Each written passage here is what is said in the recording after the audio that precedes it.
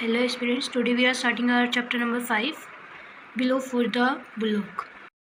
Once there was a poor peasant who was hardworking and wise. एक बार की बात है जब एक गरीब किसान था जो बहुत अक्लमंद था और बहुत मेहनती था. He was able to save 50 rupees by his hard labor. वह अपनी मेहनत से 50 रुपये बचाता. He thought of purchasing an ox. तो फिर वो सोचता है कि मैं एक बैल खरीदूं. He visited a cattle fair. फिर वह पशु मेले में जाता है. But with the meager money with he could purchase only an eggs from the cattle fair.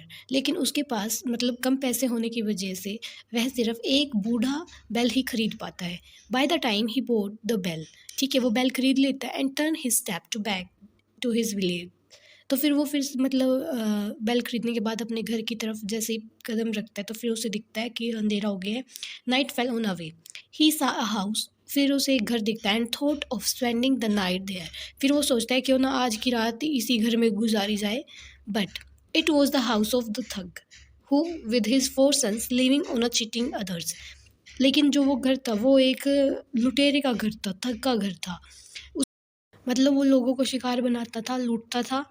The peasants knock eight their door. तो फिर है ना पीजे मतलब जो फार्मर होता है वो उनके घर को मतलब दरवाजे को ऐसे टक टक करता है and express his wishing to stay there for the night. फिर वो उन्हें बोलता है कि भाई मैं चाहता हूँ कि आज मैं तुम्हारे घर पे रुक जाऊँ. The thugs were please to have a victim himself walked into their trap. तो फिर है ना जो थग होते हैं वो सोचते हैं कि भाई इस बार तो हमारे जाल में खुद ही कोई फंसने के लिए आ गया है. दे वेलकम हिम.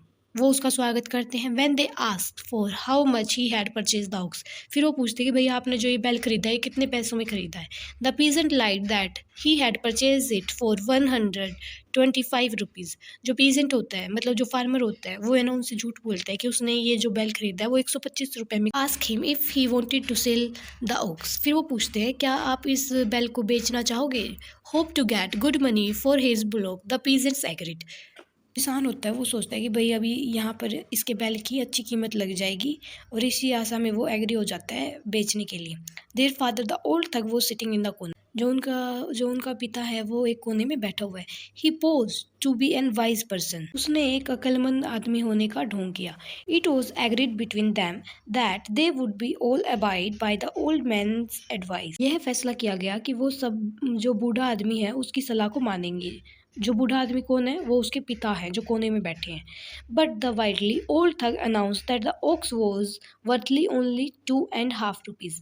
लेकिन जो ओल्ड थग है जो बूढ़ा आदमी है मतलब जो उनके पिता है उन 4 थगों के वो बोलता है कि जो ये बैल है ना ये सिर्फ 2.5 रुपीज़ का मतलब 2.5 रुपये का है. The peasants was crestfallen. जो किसान है वो बहुत निराश हो जाता है. But as per his promise he had to agree his decision.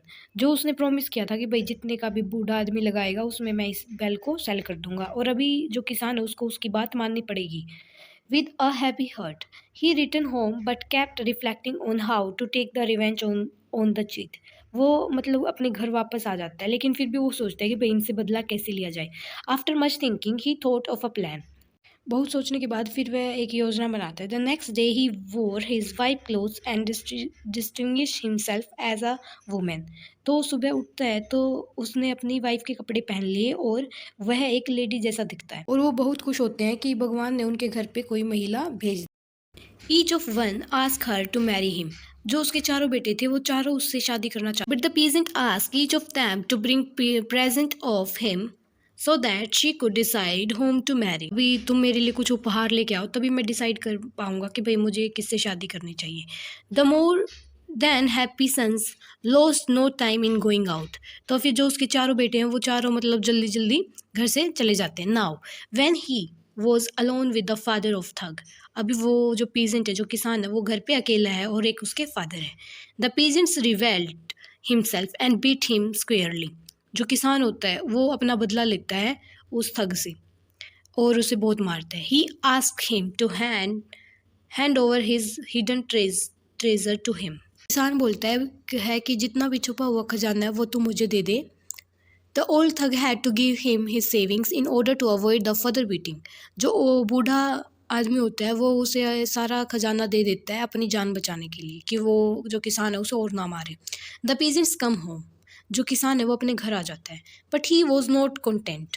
But अभी भी वो संतुष्ट नहीं था। He wanted again to cheat the cheaters. वह उन ठगों को फिर से ठगना चाहता है। The next day he distinguished himself as a hakim and went to their home. अगले दिन किसान ने फिर से हकीम का रूप बनाया और उसके घर गया। The old man was having pain all over his body as a result of the previous day thrashing. जो किसान ने उसको पीटा था ना, उसकी वजह से उसके पूरे बॉडी में पेन हो रहा था। He was glad to have a hakim in their midst and told him that he wanted a medicine to cure his pain. हकीम को बोलता है कि मुझे इस दर्द की दवाई दे दो। The peasants told him that 4 kind of herbs was needed to prepare the required medicine. फिर जो किसान है वो बोलता है कि मुझे ना 4 जड़ी बूटियों की ज़रूरत है मेडिसिन बनाने के लिए। One kind of herbs was to found in the north of the forest. जो एक किस्म की जड़ी बूटी है वो मिलेगी नॉर्थ साइड में, दूसरे वाली मिलेगी वेस्ट साइड में, और तीसरे वाली मिलेगी ईस्ट साइड में, और फोर्थ वाली साउथ साइड में।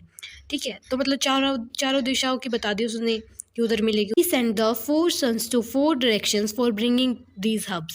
फिर वो अपने चारों बेटों को चारों अलग अलग डायरेक्शन में भेज देता है। Now he was again alone with the old thug. अभी फिर किसान जो बूढ़ा आदमी उसके साथ रह गया। He tried him with a rope and proceeded to give him a sound of beating. फिर उसने मतलब कि एक रस्सी से बांध दिया उस बूढ़े आदमी को और बहुत पीटा। He repeated the old man words. So my bullock is worthly only 2.5 rupees. फिर वो जो उस ठग ने बोला था ना किसान को कि भाई तेरा बैल तो 2.5 रुपये का है, वही चीज़ फिर से दोहराता है किसान। He stop beating only when the old man promise to give him 200 rupees. जो किसान है वो बोलता है कि मैं तुझे मारना तभी बंद करूँगा जब तू मुझे 200 रुपये देगा। When the thug sons return the old man narrated his tale of woe. उस बच्चे को बोलता है कि मैं तुझे ना 5 रुपये दूंगा, तो जो वो ठग का घर है ना उसके पास जाके ये बोलना मेरा जो बेल है वो 2.5 रुपीज़ का है। Then he should run fast and not to fall in their hand. फिर वो उस बच्चे को बोलता है कि तुझे जल्दी से भाग के आना होगा और उनके हाथ में नहीं आना। The herder did what he was asked. जो उस बच्चे से कहा गया उसने वही। The thug shouted asking his son to catch him. जो उसके बेटे होते हैं उन्हें बोलता है कि उस बच्चे को पकड़ो। But the young herder was more than a match to them in racing and was not catching. लेकिन जो बच्चा है वो उनके हाथ में नहीं आया। In the end the peasant himself appear in their house and said so my ox is worthily 2.5 rupees. फिर है ना जो किसान होता है ना वो उसके घर में फिर से आ जाता है। फिर उसको बोलता है कि अच्छा मेरे जो बैल था वो सिर्फ 2.5 रुपीज़ का था। The thug fall on his feet and beg to forgive him. जो थग होता है वो उसके पैरों में गिर जाता है और बोलता है कि मुझे माफ़ कर दो। The peasant forgive them. माफ़ कर देता है, but as a final touch to the story he made the old man draw line on the ground with his nose. को आखिरी रूप देने के लिए जो किसान है वो बोलता है कि तू अपनी नाक से ज़मीन पर लाइन खींच। After this incident, the old thug and his 4 sons gave up cheating and living the honest means. इस घटना के बाद फिर जो वो थग थे और उसके बेटे थे उन्होंने ये ठगी करना छोड़ दिया और मेहनत से कमाने लगे। This is all about this story. I hope that it's clear to you. Please like, share and subscribe if it's helpful for you.